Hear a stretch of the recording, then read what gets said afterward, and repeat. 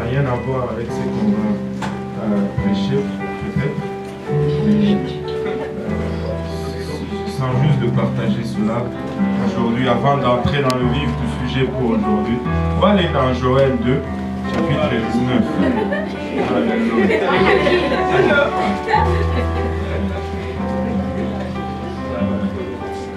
On va aller dans Joël 2, verset 19, je veux dire.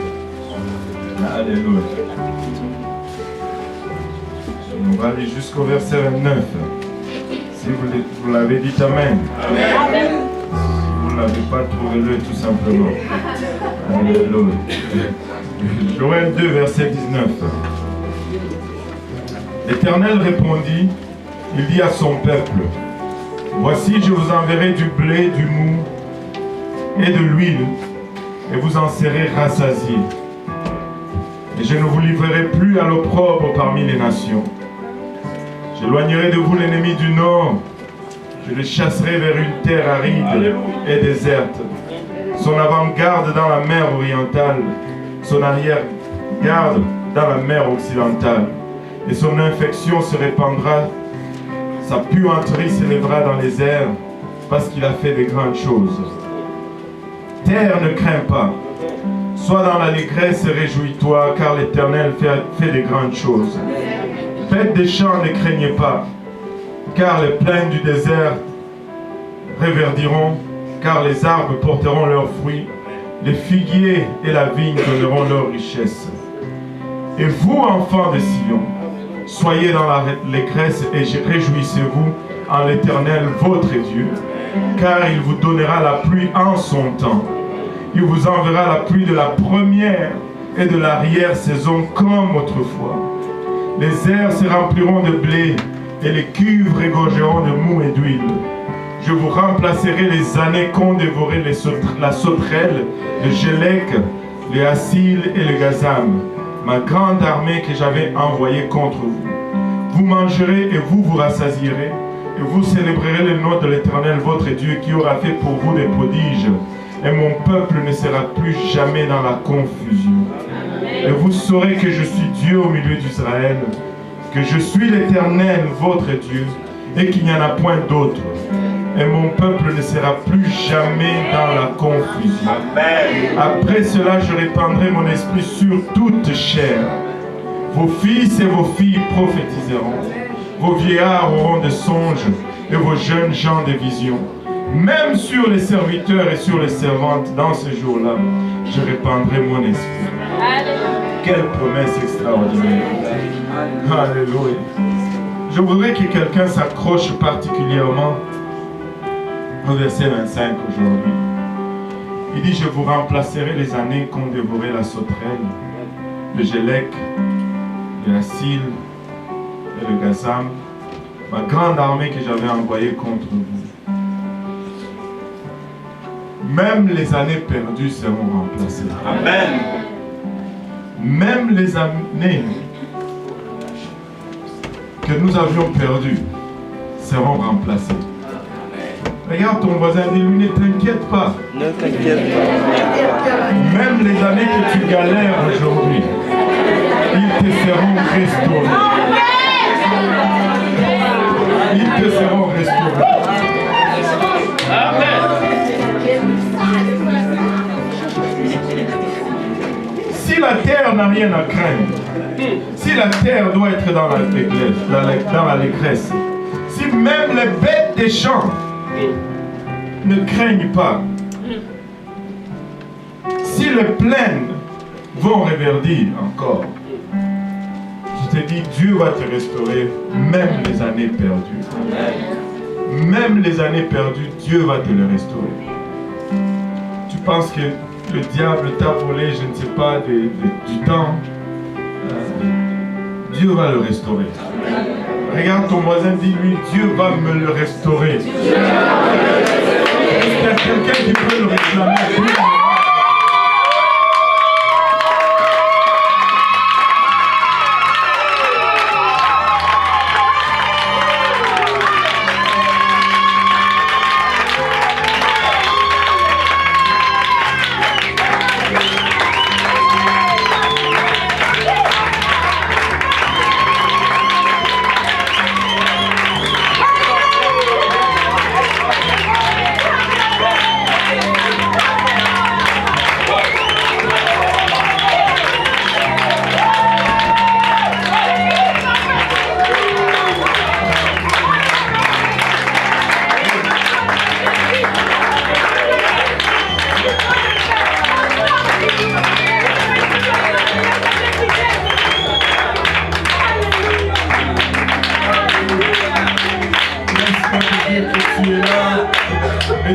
peut-être hésitant, tu es en train de dire, mais pasteur ou monsieur, vous ne savez pas de quoi vous parlez. Laisse-moi te dire que moi, je ne sais pas peut-être de quoi je parle, mais je sais à qui m'a dit de parler ce que je parle.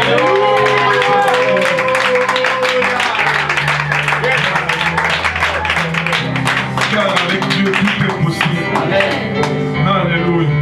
Il va te les restaurer. Parce que lui, il sait. Alléluia. Lui, il sait. Je n'ai pas besoin de savoir. Lui, il sait. Amen. Alléluia. Gloire au nom de Jésus. Nous allons lire un verset dans Luc, chapitre 12 aujourd'hui. Amen. C'est la confie aujourd'hui. Alléluia. Du 2 pour 1. Luc chapitre 12. Alléluia. Gloire au nom de Jésus-Christ. Alléluia. L'Éternel va restaurer. Je ne sais pas pour vous, mais je le ressens tellement fort en moi que il va essuyer tes larmes. Et il va t'établir à une place de paix, une place d'assurance, une place de provision. Et ce sera tout simplement extraordinaire. Dieu va restaurer même les années perdues. Alléluia. Gloire au nom de Jésus-Christ. Alléluia. Je sens la présence de Dieu en ces lieux. J'ai même peur de gâcher ce qu'il est en train de faire en ce moment dans ton cœur. Et je sais que tu sais qui tu es. Et Dieu va le faire. Amen. Aie confiance en Dieu. Confie-toi à l'Éternel de tout ton cœur et t'appuie pas sur ta propre sagesse. Alléluia. Luc 12, 48 aujourd'hui. Alléluia.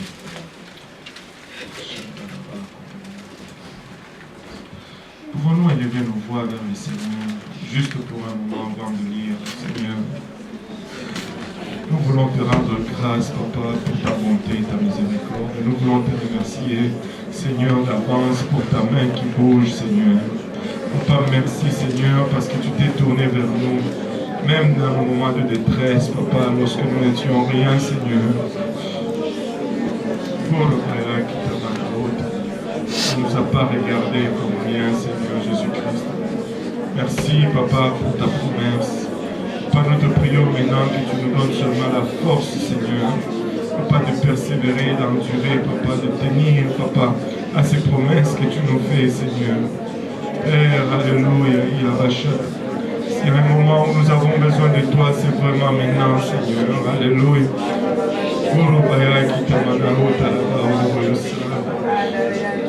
Merci, Seigneur. Merci, Seigneur, Papa, pour ta parole.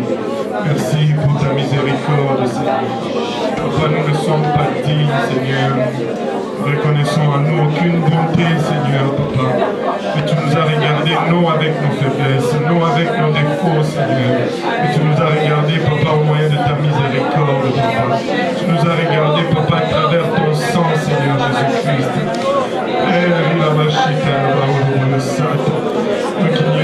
Nous qui étions, Papa, il a rachat à nu.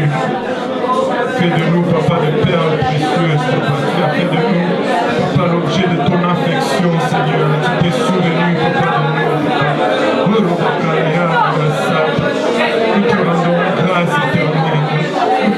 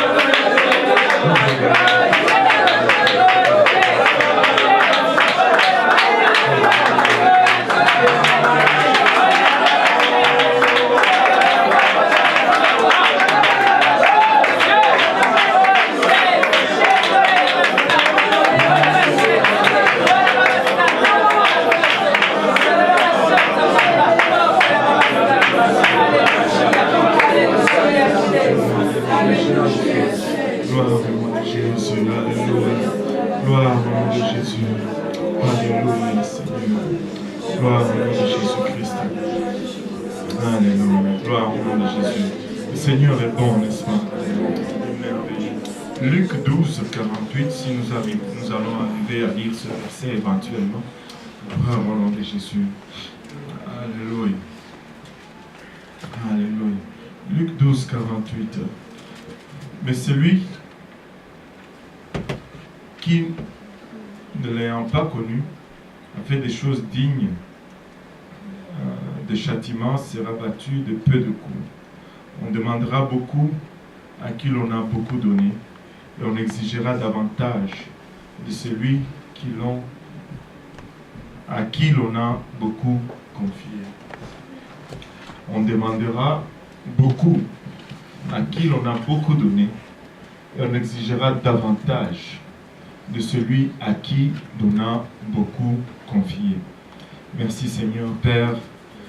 Nous te rendons grâce encore une fois pour ton amour, ta bonté, ta fidélité. Nous te remercions pour ta présence parmi nous aujourd'hui, Seigneur. Nous te remercions, Seigneur, pour ce que tu es en train de faire dans chacun de nous ici présents.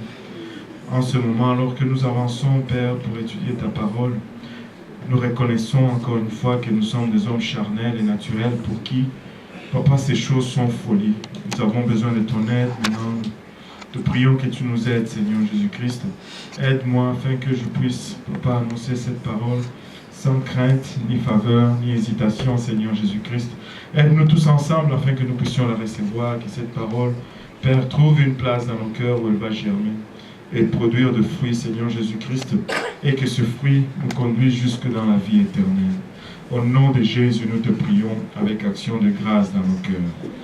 Alléluia. Nous disons tous au nom de Jésus. Au nom de Jésus. Alléluia. Vous pouvez vous asseoir dans la présence du Seigneur, qui est tellement palpable aujourd'hui dans ces lieux. Et nous voulions juste partager un principe dans la parole du Seigneur. Ça ne va vraiment pas être long aujourd'hui. La Bible nous dit dans Luc 12, 48 qu'on demandera beaucoup à qui l'on a beaucoup donné et l'on exigera davantage de celui à qui l'on a beaucoup confié. Nous vivons dans un monde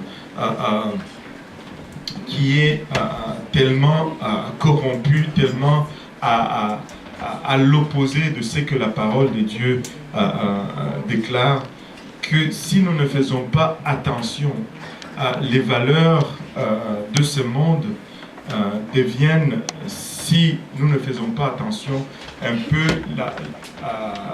la mesure de qui nous sommes, de notre succès ou de notre marche avec le Seigneur.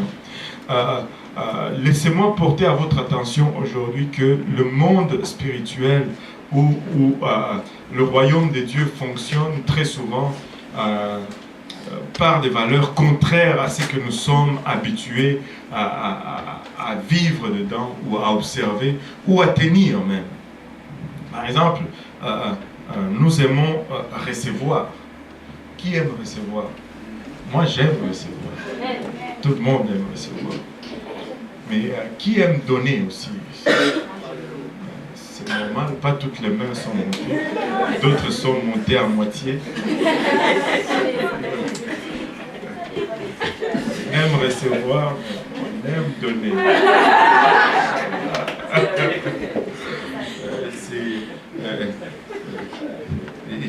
Qui aime garder? Qui est bon économe? Tu sais, quand tu as l'argent, ça ne sort pas. Au moins deux seulement.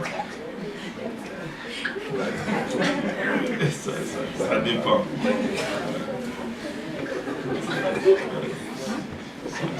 Ça dépend probablement de la robe qu'on regarde au magasin. Aïe, aïe, aïe. Oh Seigneur, aide-nous. Et nous gérons notre vie par rapport à ces valeurs. Par exemple, dans ce monde, on nous dit, si nous avons, plus nous sommes riches, et plus nous avons réussi, n'est-ce pas? Et plus notre compte en banque est grand, donc notre vie est une réussite. Et si nous avons un gros diplôme bien encadré dans notre bureau, nous ou dans notre salon, peu importe, plus nous sommes un succès. Mais si nous regardons, par exemple, si nous regardons vraiment dans le monde spirituel, c'est presque des antivaleurs, c'est presque les contraires. Nous aimons recevoir, et c'est bon de recevoir, parce que nous devons recevoir. Mais la Bible nous donne dans le verset que nous avons lu un avertissement que nous devons tenir compte dans tout aspect de notre vie. La Bible nous dit, on demandera beaucoup à qui l'on a beaucoup donné. Est-ce qu'il y a quelqu'un qui aime recevoir? On demande, là il y a moins de mains, il y a presque la moitié. On demandera beaucoup à qui l'on a beaucoup donné. Et on exigera davantage de celui à qui l'on a beaucoup confié. Il y a plusieurs aspects sur lesquels nous pouvons regarder et appliquer ce verset afin que nous puissions être ce que le Seigneur désire vraiment que nous soyons. Je veux parler aujourd'hui de notre responsabilité vis-à-vis de ce que Dieu nous confie aujourd'hui. Et nous servons un Dieu extraordinaire. Et nous pouvons regarder tout aspect de notre vie et tout domaine de notre vie. Dieu est intéressé dans tout aspect de notre vie. Et il nous donne selon nos besoins. Et il nous donne toujours ce qui est bien. Des fois, nous prions et nous demandons, mais nous ne recevons pas. Mais des fois, c'est parce que nous demandons ce qui n'est pas bien. Mais Dieu va toujours nous donner ce qui est bon et ce qui est nécessaire pour nous. Matthieu chapitre 7, versets 6 à 8, nous dit, ne donnez pas les choses saintes aux chiens et ne jetez pas vos perles devant les pourceaux, de peur qu'ils ne le foulent aux pieds, ne se retournent et ne vous déchirent. Demandez et l'on vous donnera. Demandez et l'on vous donnera. Demandez et l'on vous donnera. Cherchez et vous trouverez. Frappez et l'on vous frappera. Non, et l'on vous ouvrira. Car quiconque demande reçoit, celui qui cherche trouve, et l'on ouvre à celui qui frappe. Amen. Et l'on ouvre à celui qui frappe. Quand on dit demander et l'on vous donnera, ce n'est pas demander au pasteur. C'est demander à Dieu. Et ça, c'est valable pour tout aspect de notre vie. Et Dieu nous promet que lorsque nous demandons, il va nous donner. Et quand nous demandons, il nous donne et il rencontre à tous nos besoins, que ce soit physique, spirituel, charnel, émotionnel, matériel. Dieu rencontre toujours nos besoins.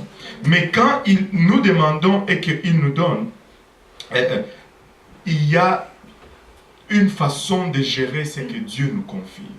Que ça soit spirituel, que ça soit physique, que ça soit matériel, nous devons gérer cela selon le principe biblique. Et je vais toucher peut-être 2 ou 3 points aujourd'hui. Vous savez, nous sommes une église privilégiée. Nous sommes un peuple privilégié. J'ai parlé avec ma femme hier.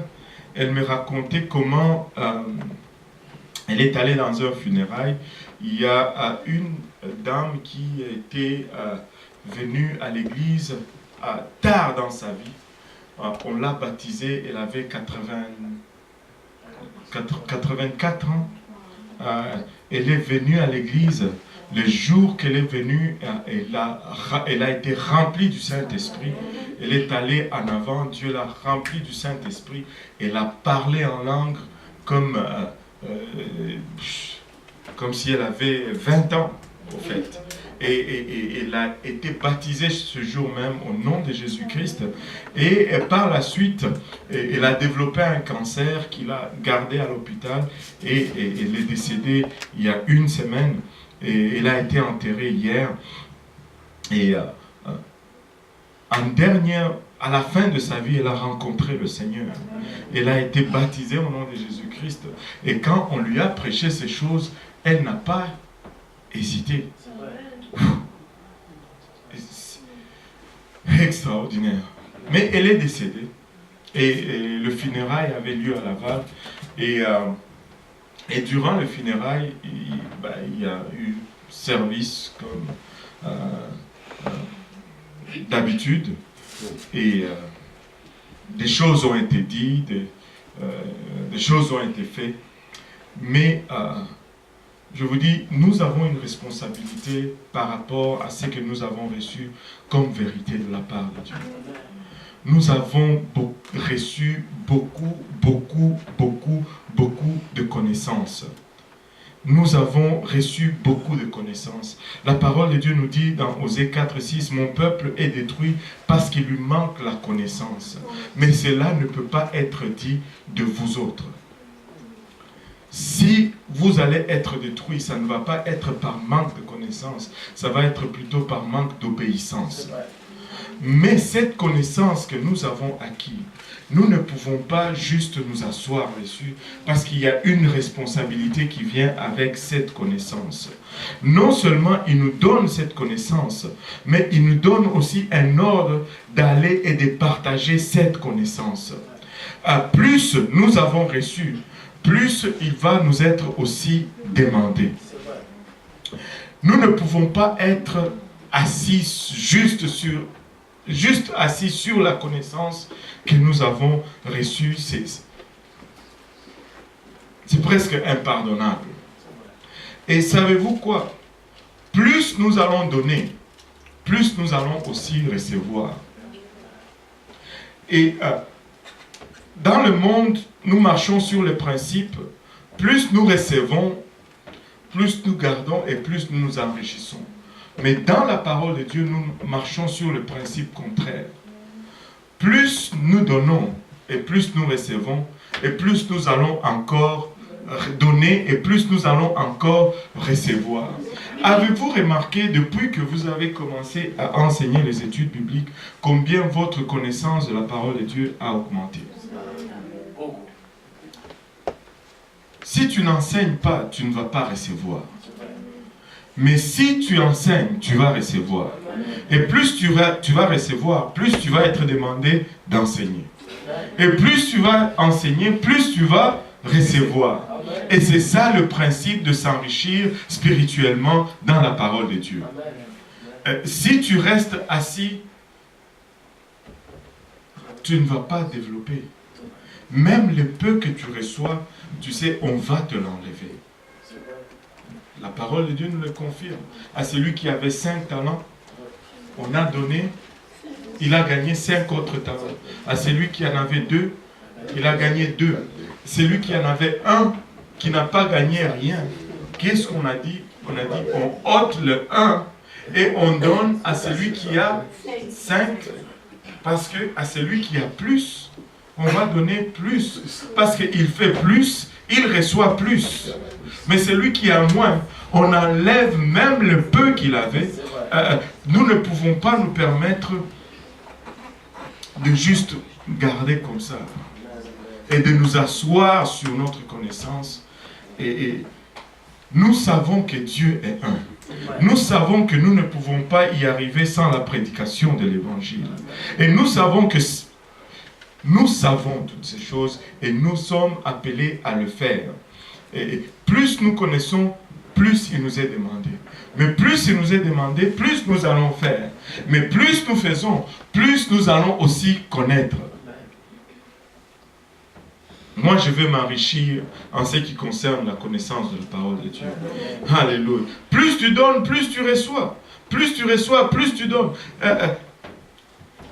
Vous savez, si tu remplis ta voiture, tu vas à la station d'essence, tu remplis ton réservoir. Tu es dit, waouh, alléluia, le réservoir est plein. Mais si tu veux que ces réservoirs restent pleins, tu ne vas aller nulle part avec cette voiture. Si tu veux aller quelque part, le réservoir va se vider. Mais si le réservoir se vide, ça te donne juste une autre opportunité de remplir à nouveau ce réservoir. Si ce réservoir ne se vide pas, il ne pourra jamais être rempli à nouveau. Mais s'il ne se vide pas, il est inutile. S'il ne se vide pas, il n'a même pas besoin d'être rempli. Il n'a pas besoin d'être rempli. C'est pourquoi à celui qui ne produit pas, on ôte même c'est le peu qu'il avait et on donne à celui qui produisait. Dans le domaine de temps, savez-vous que notre temps, c'est Dieu qui nous l'accorde aussi. Si vous vous êtes levé aujourd'hui, c'est parce que Dieu vous a accordé un sursis. Je ne sais pas comment vous vivez, mais moi je vis toujours en sursis. Quand je me réveille, je dis Alléluia, un jour de plus. Et après un mois, Alléluia, un mois de plus. Parce que je n'ai aucune garantie de demain. Tu peux dormir et ne jamais te réveiller. Amen. Merci, sœur Agnès. Au moins, on est à deux. Personne n'a la garantie de demain. Personne n'a la garantie que demain, je vais venir ici. C'est Dieu qui nous accorde le temps sur lequel nous fonctionnons. Nous pensons que c'est moi. Donc, je ne mets même pas en question mon appartenance. Parce que je me considère comme étant à moi-même. Je suis déjà moi. Et je fais ce que je veux. Non, nous ne nous appartenons même pas. La Bible nous dit nous appartenons au Seigneur. Parce qu'il nous a achetés à grand prix. Tu vas au magasin, tu t'achètes une paire de chaussures, puis la paire de chaussures commence à se dire non, je ne t'appartiens pas, je suis à moi-même. Mais c'est ce que nous faisons par rapport au Seigneur très souvent. Et nous menons notre vie comme ça. Notre temps lui appartient au fait. Mais comment est-ce que nous gérons ce temps? Nous devons, de la même façon que nous gérons notre connaissance, aussi nous devons gérer notre temps. Notre temps appartient à l'Éternel. Éphésiens 5:15 nous dit, prenez donc garde de vous conduire avec circonception, non comme des insensés, mais comme des sages. Rachetez le temps. Rachetez le temps, car les jours sont mauvais. C'est pourquoi ne soyez pas inconsidérés, mais comprenez quelle est la volonté du Seigneur. Bon, on pouvait aller plus loin. Ne vous enivrez pas de vin, c'est de la débauche. Soyez au contraire remplis de l'esprit. Le seul spirituel que nous sommes permis de voir, c'est le Saint-Esprit. C'est ça que ça dit.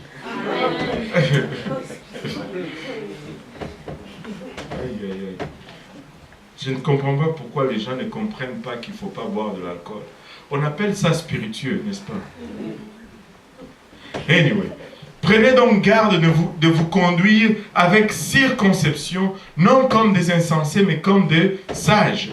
Rachetez le temps, car les jours sont mauvaises. Tu ne peux pas non plus gaspiller le temps de l'Éternel. Il faut user sagement du temps que le Seigneur te confie. Il faut user sagement du temps que le Seigneur te confie. Il y a un temps pour toutes choses sous la terre. l'Ecclésiaste nous dit, il y a un temps pour aimer, il y a un temps pour haïr. Il y a un temps pour lancer des pierres, il y a un temps pour amasser des pierres.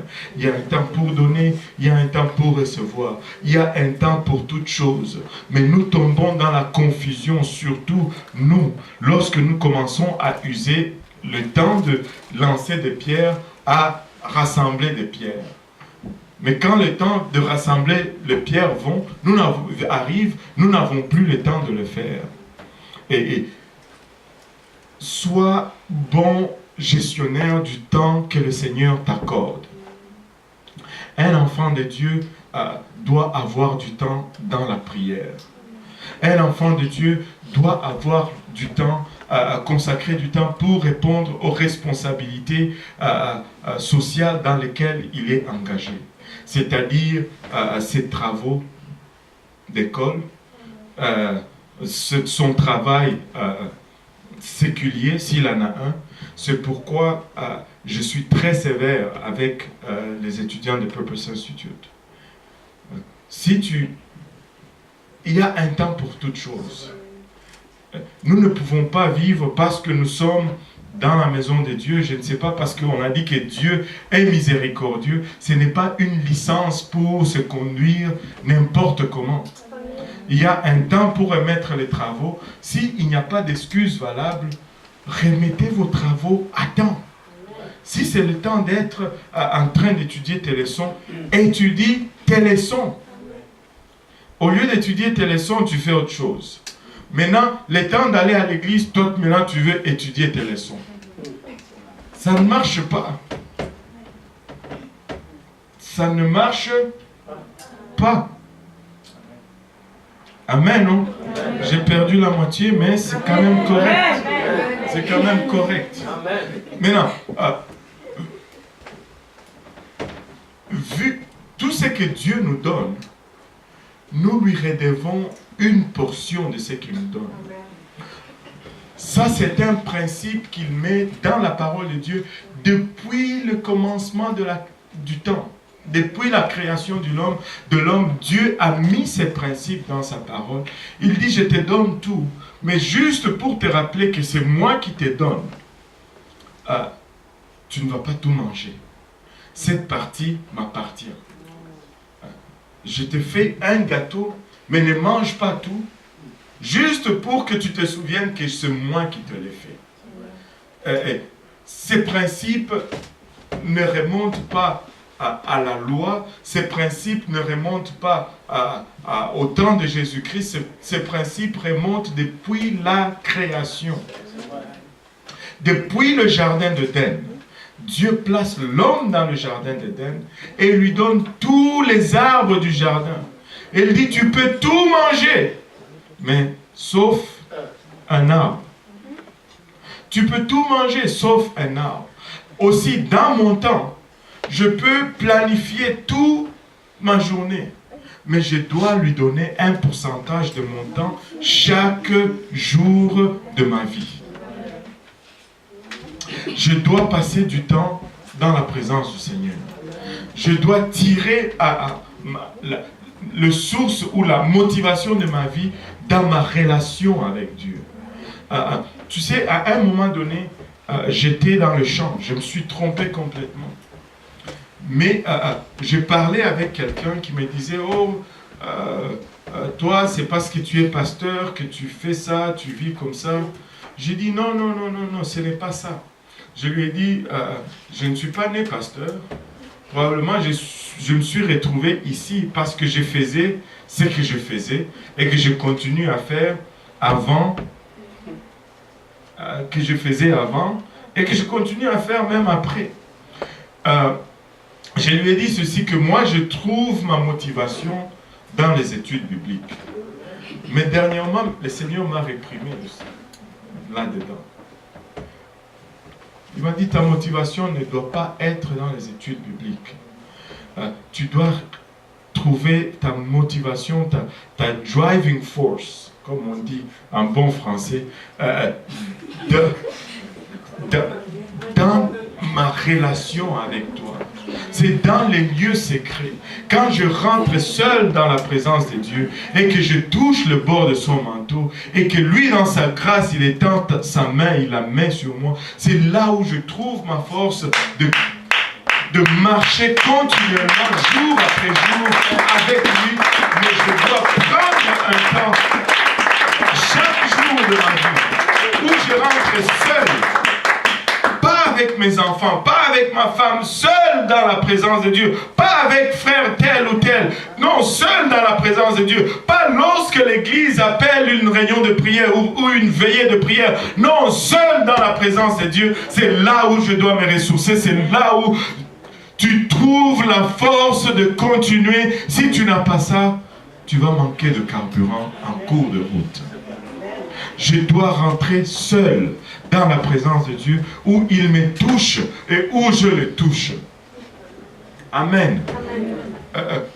Tu sais, j'étais jeune dans le service de Dieu, quand mon frère, encore plus jeune que moi, m'a écrit une lettre, et cette lettre, je ne l'oublierai jamais. Il m'a dit ceci, tu sais mon frère, le principe de la dîme dans la parole de Dieu ne s'applique pas seulement à tes finances. Tu dois appliquer ce même principe même dans ton temps. Parce que tu es la seule limite pour l'œuvre de Dieu dans ta vie. Dieu t'amènera aussi loin que tu voudras aller avec lui. Et il dit, tu dois donner la dîme de ton temps au Seigneur. J'étais renversé. Il me l'avait même calculé. Il dit, une journée c'est 24 heures. Et il m'avait dit, tu dois donner 2 heures, 2h40 minutes ou quelque chose comme ça. Là. 24, voilà. 2h24 minutes de ta vie au Seigneur. Mais laisse-moi juste ajouter une chose par-dessus cela. Ça, c'est la dîme. Vous savez, c'est quoi la dîme? Ça appartient déjà à Dieu. Et c'est le minimum requis juste pour être correct. C'est comme si tu passais la classe avec 60%. C'est 50. Hein? 50, c'est pas l'échec? C'est échec. Ok. Mais au Congo, 50, c'est passé. Et je vous dis, le 50 du Congo, il vaut 70 ici.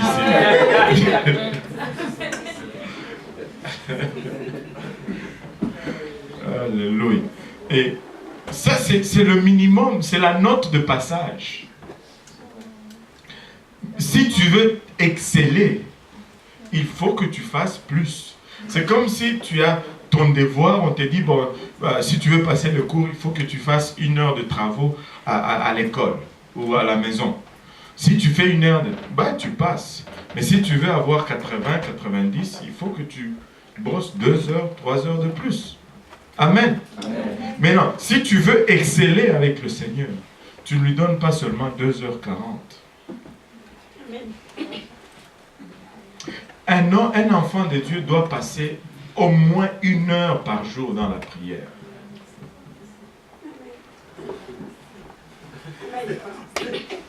Il y en a qui disent c'est pas assez, il y en a qui sont plus gourmands que d'autres. Tu dois passer au moins 1 heure par jour dans la prière. Maintenant, tu me dis, wow, pasteur, 1 heure, c'est beaucoup. Avouez. Il y en a qui sont honnêtes. 1 heure, c'est beaucoup. On peut calculer cela facilement. Il y a combien d'heures? 24 heures dans la journée. Tu dors combien de heures par jour? 10 heures. Wow. Des fois même, mince. Mais voilà où est le problème. Tu peux facilement couper 2 heures dans cela. Amen. Tu peux prier 2 fois plus.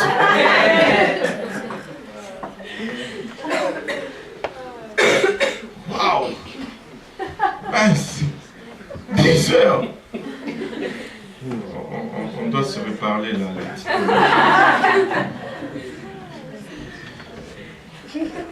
Mettons, tu dors 8 heures par jour.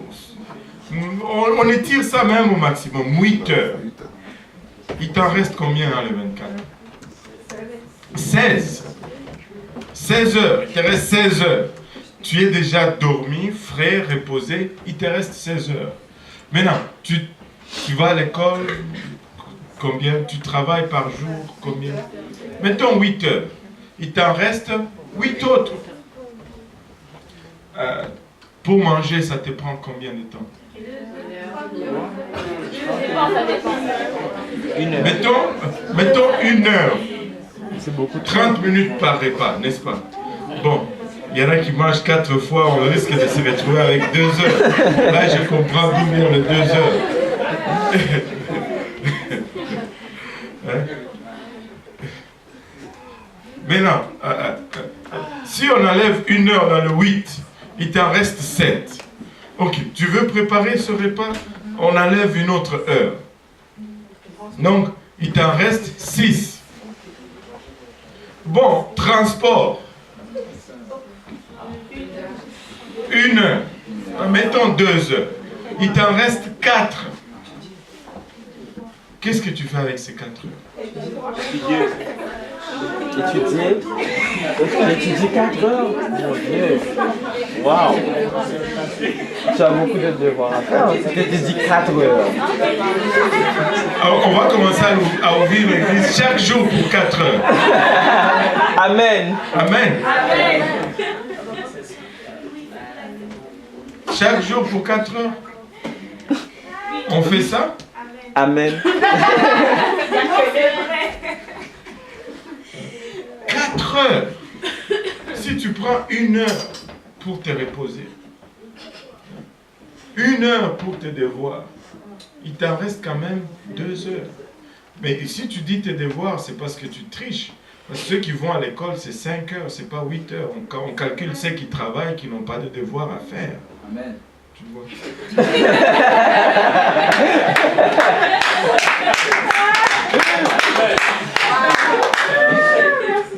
Donc, ce qu'il fallait démontrer, tu peux prendre 1 heure par jour et prier. N'est-ce pas? Maintenant, 1 heure peut te sembler long.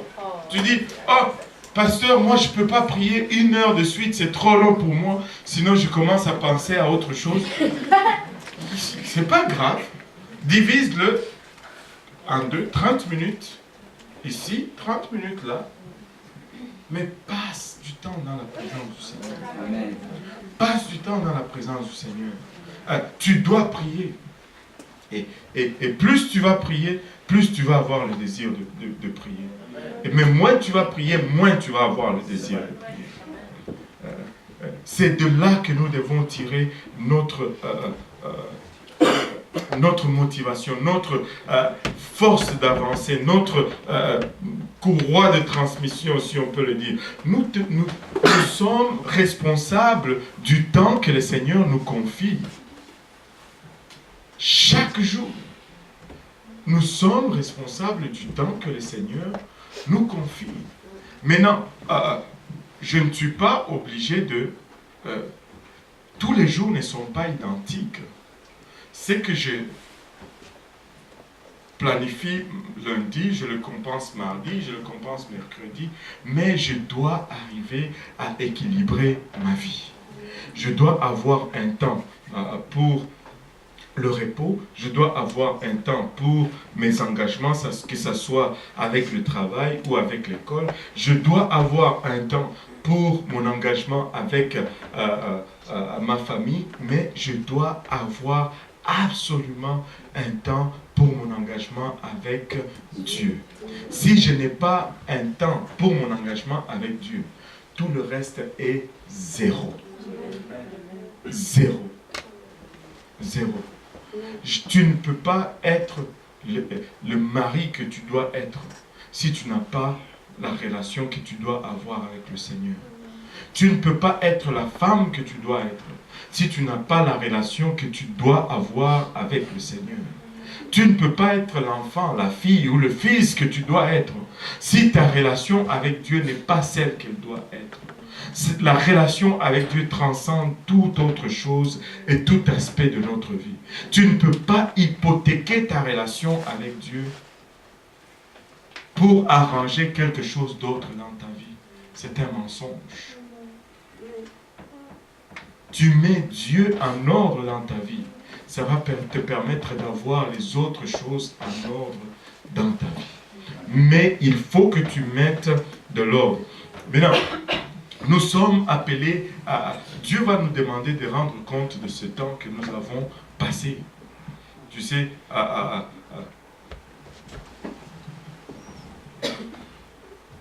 quand tu es, par exemple, en train de te déplacer, si je dois me rappeler le meilleur moment que j'avais, c'est quand je prenais l'autobus. J'avais le temps de lire ma Bible comme ça ne se peut pas. J'avais des expériences extraordinaires comme ça ne se peut pas. Juste à être assis dans le métro et à lire ta Bible. Tu ne sais pas combien d'opportunités ça te donne de témoigner de la parole de Dieu. Et ça te fait déjà... ton compteur tourne pour ce que tu dois faire pour Dieu. Je me rappelle, un jour, j'étais en train de retourner parce que j'ai travaillé à la Chine à l'époque, très loin. J'ai fait, après être rendu à Honoré-Beaugrand, je prends l'autobus 189 qui circulait sur Sherbrooke encore à l'époque. Et on était sur Sherbrooke. Je me suis assis. Dès que je suis assis, j'ai commencé à lire ma Bible. Blablabla. Et on était sur environ... On a passé les raffineries. On commençait à rentrer vraiment dans Pointe-aux-Trembles et tout. Je lisais ma Bible. Et du coup, on dirait que tout l'autobus, tout mon environnement était genre silencieux. Un silence total. Et là, c'est que je lisais. Les paroles de la Bible sont devenues comme une voix audible qui résonnait dans ce silence. Et quand j'ai réalisé cela, j'étais comme « wow ». J'ai levé mes yeux tranquillement pour voir si tout était normal autour de moi. Et c'est comme si tranquillement les bruits de mon environnement commençaient à revenir. Waouh, qu'est-ce qui s'est passé? Écoutez, rachetez le temps. Rachetez le temps. Ne gaspillez pas le temps. Rachetez le temps. Utilisez à bienséance le temps que le Seigneur vous accorde. Nous allons rendre compte du temps que le Seigneur nous accorde. Les finances, là où nous ne voulons pas souvent que le pasteur aille, mais je vais y aller quand même aujourd'hui. Même nos finances, c'est Dieu qui nous les donne. Quelqu'un disait un jour à sa femme, je n'ai pas besoin de prier pour ma nourriture, parce que j'ai travaillé pour. C'est moi qui me suis levé, je suis allé au travail, et j'ai bossé, j'ai sué, et on m'a donné mon chèque, j'ai acheté, et là, pourquoi je dois prier pour remercier Dieu? La Bible lui dit insensé. Et si Dieu t'avait enlevé le souffle de vie, comment tu allais t'élever de ce lit pour aller travailler dans ce travail? Et même ce travail, il se trouve où? Sur la terre que Dieu a créée.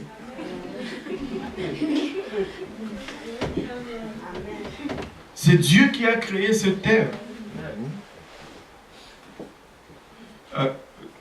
Tout ce que nous avons, au fond, appartient à Dieu. Mais plus nous avons, plus nous allons devoir rendre compte à Dieu. Il dit dans Malachie 3:8, un homme trompe-t-il Dieu? Car vous me trompez et vous dites, en quoi t'avons-nous trompé? Après avoir trompé Dieu, ils disent, mais nous n'avons pas fait. Et Dieu le dit, dans les dîmes et les offrandes. Vous me trompez dans vos dîmes et vos offrandes. Vous êtes frappés par la malédiction et vous me trompez la nation entière. Waouh! la nation entière. J'ai parlé à un autre connaisseur de la parole de Dieu un jour. Il me dit, non, ça se rapporte seulement aux Lévites. C'est seulement aujourd'hui que j'ai vu ceci. Ce matin, quand j'étais en prière, il y a de ces fois des choses que Dieu garde toujours, je ne sais pas pour. Et il dit, vous me trompez, la nation entière. Pas seulement les Lévites, la nation entière. Mais même si c'était des Lévites, savez-vous qui nous sommes aujourd'hui? Nous sommes les Lévites. Nous sommes le sacerdoce royal. Si nous regardons Israël, nous devons regarder aux Lévites pour regarder ce que nous sommes. Alléluia. Il dit, apportez à la maison du trésor toutes les dîmes, afin qu'il y ait de la nourriture dans ma maison. Mettez-moi de la sorte à l'épreuve, dit l'Éternel des armées, et vous verrez si je n'ouvre pas pour vous les écluses des cieux. Waouh! Dieu te met même au défi. Non seulement nous sommes appelés à bien gérer ce qu'il nous confie, mais il nous met même au défi en nous rappelant ces principes que lorsque nous donnons, nous recevons encore davantage. Mais je dois donner un avertissement ici, je dois sortir mon grand signe de attention, attention, attention. Ici, on ne va pas vers Dieu avec des faux calculs. Bon, j'ai besoin de 1000 $. Comme j'ai besoin de 1000 $, je vais donner 100 $ en offrande. Et puis, Dieu va me donner 1000 $. Ce n'est pas comme ça, ce n'est pas le principe. Ça ne marche pas comme ça. Si tu as besoin de 1000 $, prie Dieu, il va te donner 1000 $. Mais quand il te donne 1000 $, reconnais-le que c'est lui qui t'a donné. Voici, parce que c'est toi qui m'as donné, tiens, je viens te le retourner une portion parce que je vais reconnaître que c'est toi qui m'as donné. Tu n'achètes pas la bénédiction de Dieu. Tu n'achètes pas la bénédiction de Dieu. Pour le moment, ma fille est en train de comment on dit ça? De me flatter pour un iPhone. Elle ne va pas me corrompre pour que je lui achète un iPhone. Je suis son père. Amen. Je l'ai fait tout simplement parce que c'est ma fille. Avec Dieu. Moi qui ne suis pas...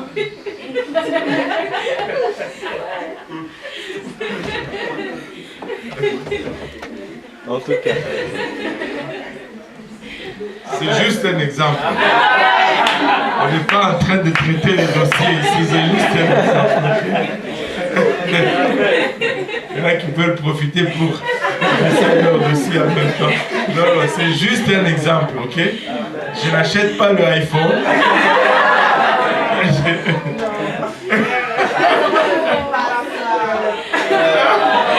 C'est juste un exemple. Amen. C'est juste un exemple. Donc, bon, on va enlever le iPhone. Ce n'est pas parce qu'elle n'a pas fait ses devoirs que je ne veux pas pouvoir pour sa nourriture. Quand elle sort de l'école, elle mange. Même si elle n'a pas rangé sa chambre, elle mange. Même si elle ne m'a pas fait monter, elle va manger quand même. Hein? Mais pensez-vous que je suis mieux que Dieu? Non. Non. Nous devons apprendre à aller vers Dieu juste comme nous allons vers Papa. Mais savez-vous, quand elle me fait monter, je suis content. Quand elle range sa chambre et ma chambre, si elle veut, je suis content. Je suis content. Mais quand nous faisons les choses que Dieu demande, il est content. Et un papa content, il donne facilement. Amen.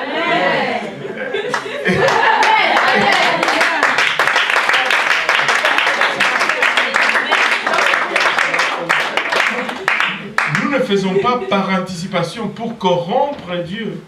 Mais nous faisons cela parce que nous aimons Dieu. Parce que nous aimons Dieu, tout simplement.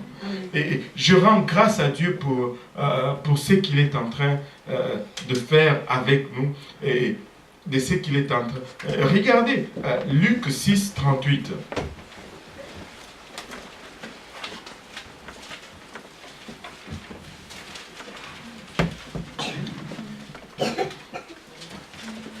Luc 6, 38 nous dit, « Donnez et il vous sera donné.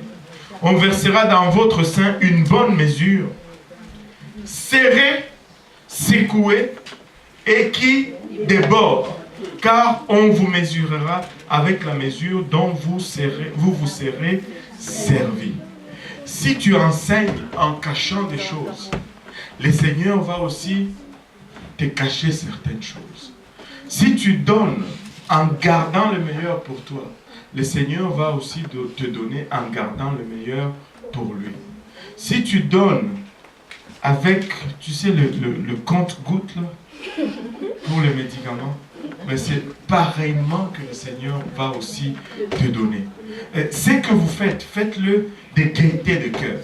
Non pas comme si vous servez un homme, mais comme si vous servez Dieu lui-même.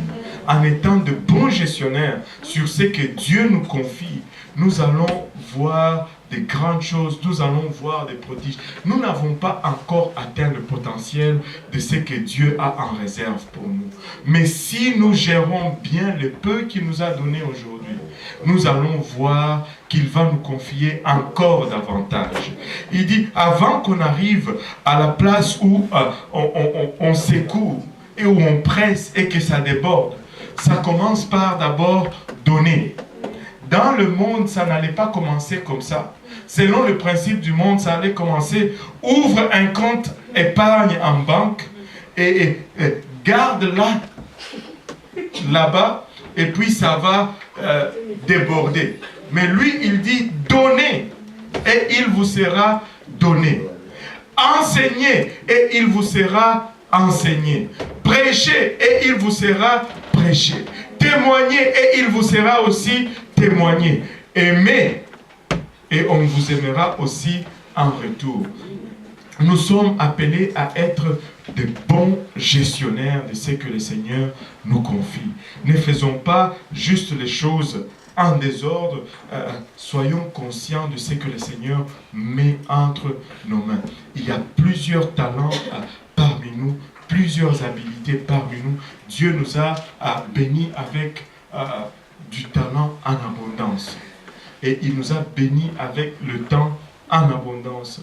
Mais si nous prenons ce que Dieu nous a donné et que nous utilisons cela à bienséance, nous n'allons pas sortir de ceci déficitaire.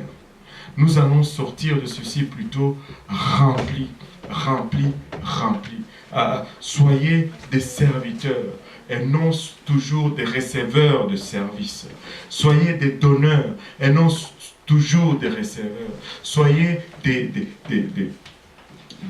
gens qui aiment, non seulement ceux qui recherchent l'amour. Très souvent, les gens qui disent « il n'y a pas d'amour ici ». Souvent, c'est parce qu'eux-mêmes, ils n'aiment pas. Quand tu aimes, c'est difficile qu'on ne t'aime pas en retour. C'est impossible. Avez-vous déjà fait cette expérience? Souriez à quelqu'un. Souriez à quelqu'un.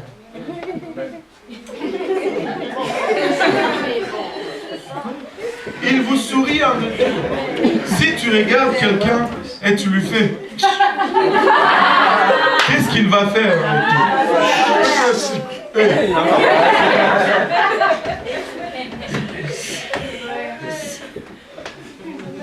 Tu récoltes ce que tu sèmes. Soyons des bons gestionnaires. Dieu a placé sur nous un amour inconditionnel. Nous sommes les récipiendaires de l'amour de Dieu. Donnons cet amour. Il va nous en donner encore davantage. Soyons un peuple qui aime, qui embrasse, qui donne, qui se préoccupe, qui prend soin. Et vous allez voir, ça va revenir. Ça va revenir. Ça va revenir. Plus tu donnes, plus tu reçois.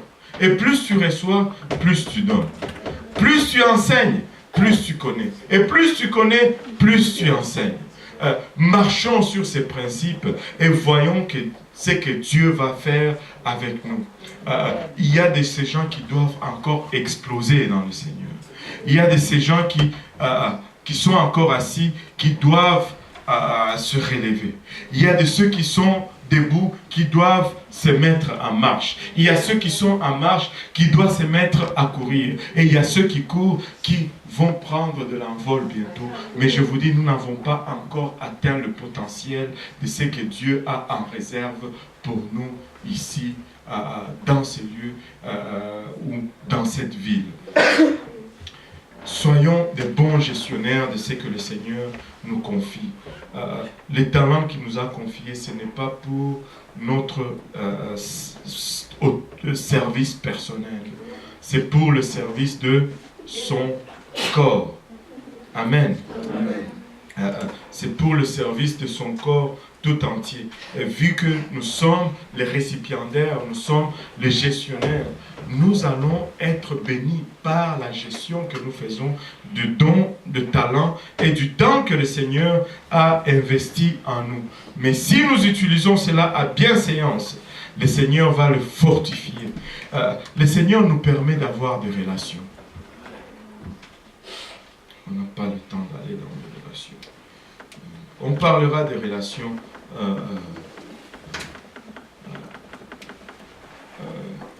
bientôt. Mais vous savez, je dis toujours, ça fait à peu près 2 ans que le Seigneur m'avait mis cette pensée en tête. J'étais à Saint-Jérôme. Ça me prenait 1 heure pour sortir de chez moi et aller à Saint-Jérôme faire une étude biblique avec des Népalais. Ce n'était pas la chose la plus facile à faire. Premièrement, il y avait la distance. Deuxièmement, il y avait la langue. Et troisièmement, il y avait la nourriture.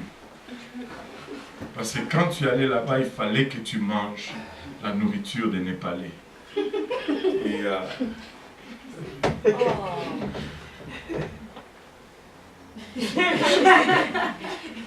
je vous dis, il y a cette...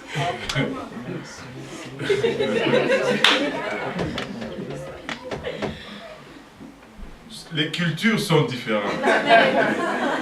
Les cultures sont différentes. Mais ce que je veux dire, c'était tout le monde était étranger. Je ne connaissais pas ces gens. Même pas un seul. Mais je me retrouvais chaque jeudi soir dans 3-4 maisons à Saint-Jérôme. Et dans chaque maison, tu devais manger. Parce que si tu ne mangeais pas chez lui, ben, pourquoi est-ce que tu avais mangé chez lui?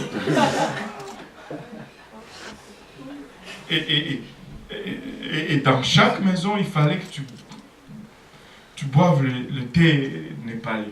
Le frère Achille peut vous en parler. Et regardez, un jour, on était là, tu te dis, mais qu'est-ce que j'ai fait ici? Et là, le Seigneur commence à parler. On ne se connaît même pas. Moi, je viens du Congo, Lubumbashi, dans un coin perdu. Eux, ils viennent du Népal. Du Népal. Je ne savais même pas c'était quoi le Népal quand j'étais chez nous. Je ne savais pas ce que ça mangeait un Népalais. Mais je me retrouvais dans leur maison et ils m'appelaient Pastabo, Pastabo. Et ils me donnaient beaucoup d'amour, beaucoup de respect, beaucoup d'affection. Et les peu qu'ils avaient, ils me donnaient leur meilleur. Vous savez pourquoi? À cause du nom de Jésus-Christ. Ça, c'est un privilège de relation que Dieu nous donne, nous confie. Mais nous ne pouvons pas juste croiser nos chemins. À chaque personne que je croise, je dois me demander quel est le plan de Dieu? Pourquoi Dieu a fait que nos chemins se sont croisés? Je veux exploiter toutes les opportunités que Dieu me donne. Dieu va me demander de rendre compte aussi de relations qu'il m'a permis de tisser. Pourquoi est-ce que j'ai rencontré Stéphanie? Est-ce que j'ai vraiment accompli la raison pour laquelle le Seigneur l'a mis sur mon chemin? Ou est-ce qu'elle aussi, elle a accompli la raison pour laquelle le Seigneur m'a mis sur son chemin? Amen, non? Amen. Nous ne sommes pas là en train d'errer comme... Non, nous avons un but. Dieu nous a placés là pour une raison particulière. Pourquoi est-ce que Émilie est là aujourd'hui?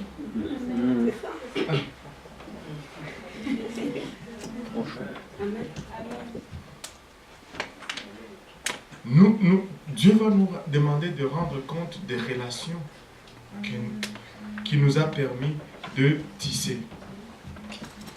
Et tout ceci concourt à une chose, que nous arrivons à connaître qui il est et que nous puissions entrer dans cette relation, l'unique qui compte par-dessus toutes les autres, c'est-à-dire cette relation personnelle avec lui. Que nous puissions connaître son plan pour nous. Un plan de prospérité, un plan de salut, un plan de réussite. Et que nous puissions vivre ces plans pleinement, qui commence par l'obéissance à l'évangile. Alléluia. Le temps nous est compté, le temps nous est fini. Je pense qu'aujourd'hui je pensais que nous allions finir très très tôt, mais nous allons finir très très tard. On va s'élever tous ensemble. Et laissez-moi vous dire, nous devons prendre soin de ce que Dieu nous confie. Nous ne pouvons pas gaspiller ce que Dieu met entre nos mains. En ce qui concerne la connaissance, ce qui concerne le temps, les finances, les relations, si nous ne devons compter que cela. Soyons des bons gestionnaires de ce que Dieu nous confie et nous allons voir encore davantage des choses de Dieu être accomplies parmi nous. Alléluia. Alléluia. Qui veut être bon gestionnaire de ce que Dieu lui confie ici? Si vous voulez être bon gestionnaire de ce que Dieu vous confie, je vais vous demander de venir à l'avant et on va passer du temps, même 5 minutes, à parler au Seigneur, à nous dire: Seigneur, aide-nous avec notre organisation personnelle. Seigneur, aide-nous à reconnaître ce que tu as placé en nous et aide-nous à être vraiment bons gestionnaires de ce que tu nous as confié aujourd'hui. Alléluia, Seigneur.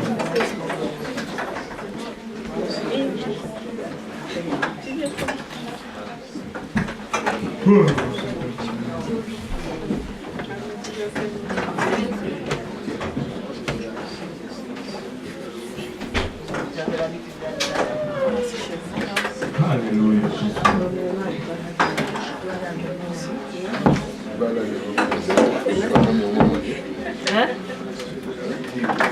Alléluia. Si nous pouvons élever nos voix vers le Seigneur juste pour un moment. Que le Seigneur nous rencontre au lieu de nos besoins. Que nous soyons de bons gestionnaires pour les talents et ce que Dieu nous a confié, Papa. Parce que lorsque nous gérons proprement ce que Dieu nous a confié, non seulement nous jouissons des bénédictions et de ce que Dieu nous a confié, mais nous grandissons aussi d'une façon saine dans ce qu'il a planifié pour nous. Alléluia, Jésus. Alléluia, Seigneur. Soyons des bons gestionnaires de ce que le Seigneur nous a confié. Nous ne voulons pas être devant lui et rougir. Alléluia, lorsqu'il nous demande de rendre compte des talents qu'il a placés dans nos mains. Seigneur Jésus-Christ, nous avons besoin de ta sagesse, Papa. Nous avons besoin de ta direction et de ton onction, Seigneur. Aide-nous, Père, à partager cette connaissance, Seigneur. Aide-nous, Papa, à gérer le temps que tu nous as confié. Aide-nous, Seigneur Jésus-Christ, à gérer les finances que tu nous as confiées, Papa. Aide-nous, Papa, Papa, à gérer et à tirer le maximum de relations, Papa, que tu nous as permis de tisser, Seigneur. Père, alléluia. Nous voulons être efficaces, Seigneur Jésus-Christ. Nous ne voulons pas seulement travailler, Papa. Nous voulons travailler efficacement, Seigneur. Nous ne voulons pas seulement rendre au ministère, Seigneur. Nous voulons rendre au ministère, Papa, selon tes plans et dans ta volonté, Seigneur. Nous ne voulons pas juste courir ça et là, Seigneur Jésus-Christ. Papa, nous voulons marcher avec assurance dans le voie que tu ouvres devant nous, Papa.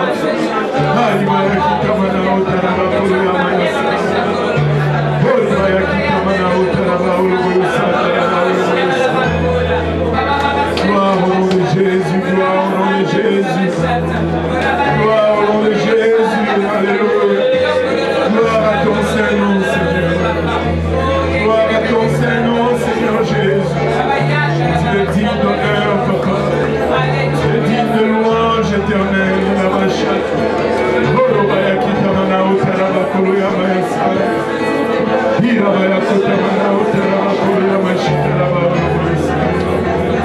Merci Seigneur, alléluia. Gloire à ton Saint-Nom, Seigneur. Gloire à ton Saint-Nom, Seigneur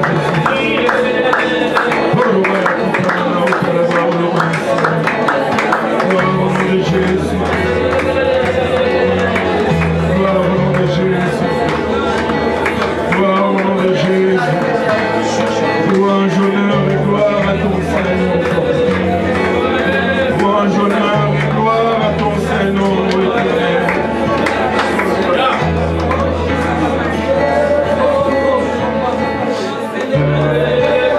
Alléluia Seigneur, alléluia Jésus. Alléluia Seigneur. Alléluia Seigneur. Alléluia Seigneur. Alléluia Seigneur. Alléluia Seigneur.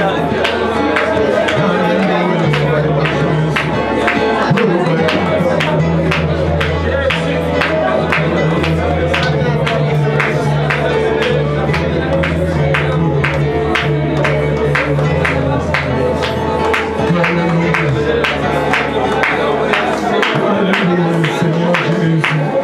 Alléluia Seigneur. Alléluia. Chacun de nous, Seigneur, nous a placés où nous sommes comme une pièce importante pour faire quelque chose en particulier. Et c'est très important que tu réalises ta place dans le corps de Christ et que tu prennes cette place. Personne n'est là juste pour s'asseoir, parce que si tu ne réalises pas ta place dans le Seigneur, tu ne vas pas pouvoir bien gérer ce que le Seigneur a mis entre tes mains. Et des fois, nous nous lançons à gauche, à droite. Oui, il y a des choses à faire qui doivent être faites. Et s'il y a besoin de faire quelque chose, on le fait. Mais il y a ces choses que chacun est appelé à faire. Et que si nous trouvons cette place, nous rendons ministère efficacement, non seulement au corps du Christ, mais à Dieu lui-même en particulier. Alléluia. Soyons des bons gestionnaires de ce que Dieu nous a donné. Amen. Alléluia. Si nous pouvons élever encore une fois notre voix vers le Seigneur. Alléluia. Papa, nous te prions que tu nous parles, Seigneur Jésus-Christ. Que tu guides nos pas, Seigneur. Que tu nous montres notre place dans le corps, Seigneur Jésus-Christ. Afin que nous puissions être efficaces dans ce que nous faisons, Seigneur. Pas que tu nous renouvelles, Seigneur, que tu nous rafraîchisses, alors que nous sommes appelés à accomplir ce que tu nous appelles à accomplir, Seigneur.